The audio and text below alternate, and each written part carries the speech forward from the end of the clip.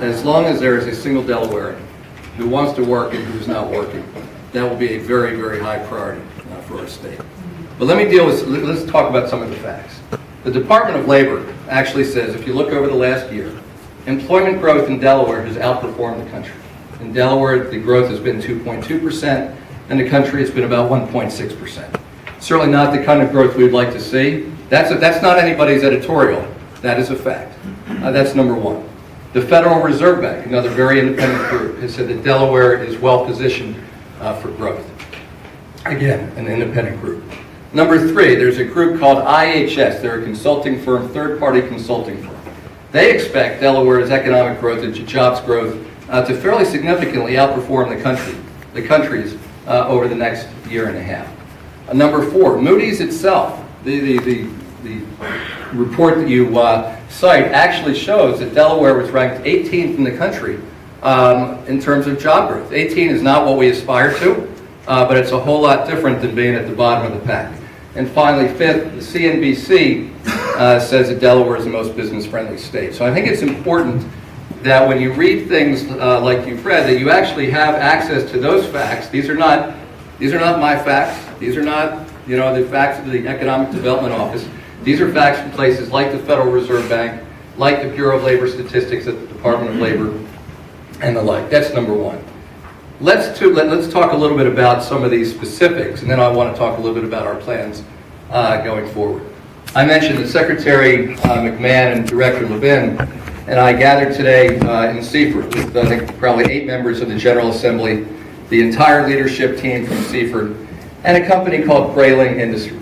Grayling Industries was bought by ILC. Many of the people in this room will know of ILC, the great company based in Frederica, that has for a long time made the spacesuits for the astronauts and other very high-tech kinds of inflatable materials and the like. They bought a company that has a big operation in Mexico. They had a choice about what to do with the jobs from that firm. They could have left the jobs in Mexico. They could have put the jobs in any other state. They chose Delaware, and they specifically chose Seaford. So far, they just opened maybe 6 weeks ago, I think. They've created 50 jobs so far. By a year from now, they'll have 115. And to listen today to the CEO of ILC talk about this, he's also the CEO of Grayling Industries. What he said today is that this could not have happened in any other state. He talked about how quickly this came together, the cooperation not just of the Economic Development Office and not just of the Department of Labor, but Sussex County, the folks in Seaford. A woman was introduced today from the Department of Labor, Bonnie Prettyman, whose job has been for the last many weeks to make it as easy as possible for ILC to hire a qualified workforce. And to listen to the CEO of that company today talk about the workforce, he said it is a phenomenal workforce. It's exactly the kind of workforce where he wants to grow. So that's one.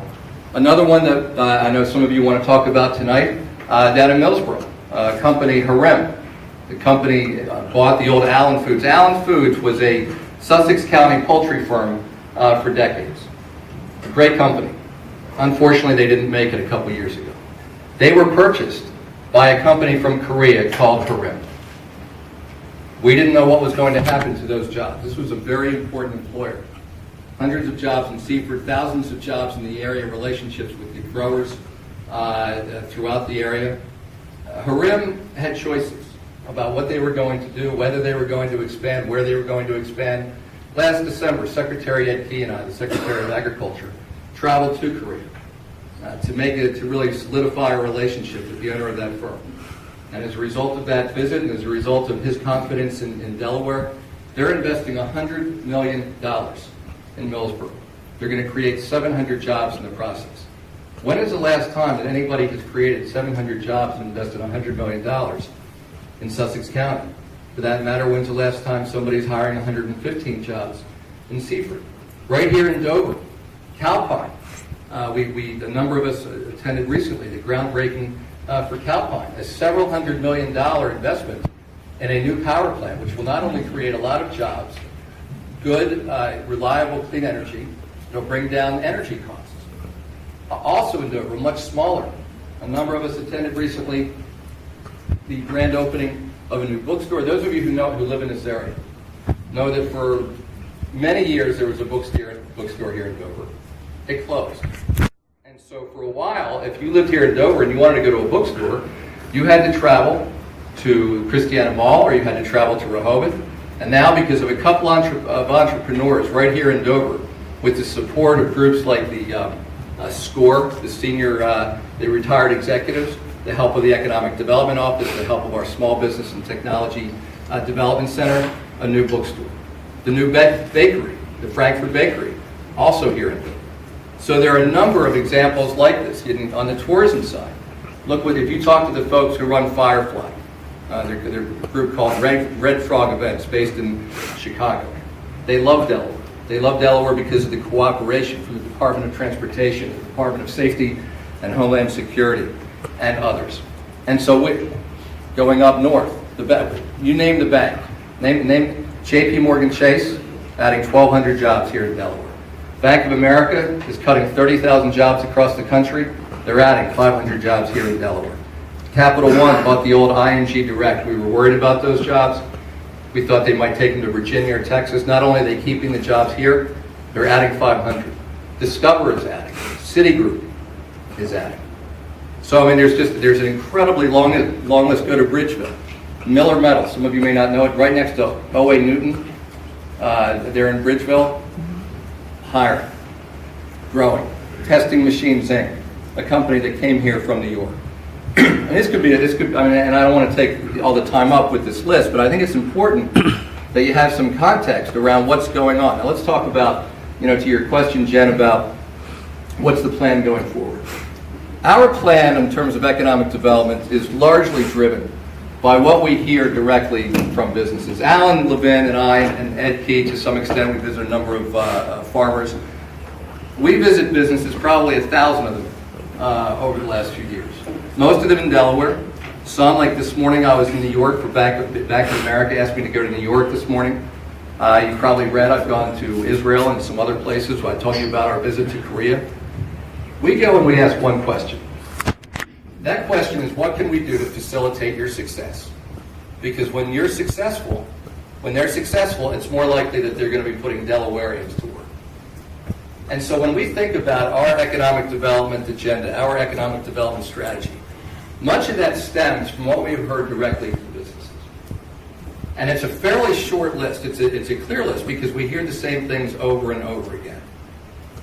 First of all, a great workforce. Bottom line is, a business will not grow in a place where there's not a great workforce. When you think about the jobs that it was in the paper the other day, Kraft adding 29 jobs here in Dover because they're adding capacity to make Kool-Aid. Kraft had a choice. There are dozens of plants. Kraft has dozens of plants across the country where they could have added Kool-Aid. They chose to make that $10 or $11 million investment and hire those 29 additional people right here in Delaware, in large part because they love the workforce. And so, to have, as I mentioned earlier, the representative, Bonnie Prettyman from the Department of Labor down in Seaford today, and to have all those people, it's not that I recognize her, it's not that the Secretary of Labor recognizes her, it's that the company is saying she is our partner. She has sat with us, she has worked with us to help identify qualified people. And so that's an incredibly important part of what we do. And to have this conversation at Delaware Tech, I can't think of a better place to have this conversation. Because what Delaware Tech does is they work really, really carefully with local employers to make sure that there's a linkage between what we're teaching at the community college level and the skills that are valued by local employers. And we're doing a lot more of the same thing in our K-12 system too. So number one, around the workforce. Number two, around schools. I mean, there's no question that businesses only want to locate in places where there are great schools. Number three, a reasonable cost of doing business. That includes taxes. It includes labor. It includes energy. It includes all the things that you can think of. That's one of the factors. It's not the only factor, but it's one of the factors. A responsive government. I talked earlier about the situation today in Seaford, and the CEO of this company said, he walked us through the timeline. He told us how many months it took from beginning to end He said it could not have happened anyplace else because of the responsiveness of Seaford, of Sussex County, and the state government. And we spend an awful lot of time across our agencies, but certainly at the Department of Transportation, at the Department of Natural Resources, and all of our agencies, constantly trying to get better in terms of time frame. And some of you may have read, a couple months ago, we completed a one-year-long regulatory reform effort. We had a public hearing in each of the 3 counties for each of the agencies that has any kind of state regulations. It was something that the General Assembly was very enthusiastic about. It was something we were enthusiastic about. And as a result of that project, we're either eliminating or changing 130 regulations across state government. So that responsiveness is important. One of the other things that we hear from companies, quality of life. Now here's why. There are 3 billion people in the world looking for jobs. And there are 1.2 billion jobs available. Think about that. There are 3 billion people looking, there are 1.2 billion jobs available. So it is not an exaggeration to say that we are in a global war for jobs, which really means that we're in a global war for talent. Because the jobs will go where the talent is. And talented people, all of us, all of you, want to work in places where you want to live. And so that means having nice outdoor spaces to enjoy with your families on the weekend. It means having fun things to do. It means living in safe communities. All of that. And so a lot of the investments that we have made has been around these quality of life issues. Companies also care about having strong relationships with institutions of higher education and the like. So those are the key things. So I think what you will continue to see from us is a focus on those things. That being said, I am especially interested. Delaware has been dependent for a long time on big employers. When I grew up here. I was born here, I grew up here. I grew up right off of Kirkwood Highway in New Orleans. And when I was growing up, something like 11% of the state, I think, worked for DuPont. It's over 20,000 employees. A wonderful company, a great employer. But today, instead of having 22,000 employees, they've got closer to 9,000. And so we have gone, and you think about, we had the 2 car plants, both gone.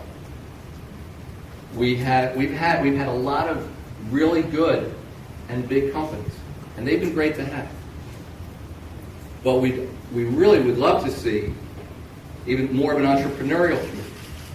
And so one of the reasons that we went to Israel, Alan Levin and I went together. We went with Charlie Reardon, who's the provost for research at the University of Delaware. Israel has done an unbelievable job at leveraging a small amount of money and creating a highly entrepreneurial economy, a high-tech economy. So one of the things we did over there was learn there, and you'll be hearing more from us about that. We've been meeting with local people in the entrepreneurial community, venture capitalists, others, to talk together. How can we create an environment? See, government doesn't create the jobs, but what government can do and must do is to create the kind of nurturing environment where businesses want to be, where people want to put people to work. And so that is that's really been our focus, and you'll continue to hear more. One of the things that I look for from town hall meetings like this are your ideas. And if you can't, if we don't get them tonight, one of the things we hope you'll do is put on your 3x5 card your contact information, your suggestions, because some of the best ideas we get come from other people. Again, we don't have a monopoly on good ideas, and we look forward to yours. But Governor, you mentioned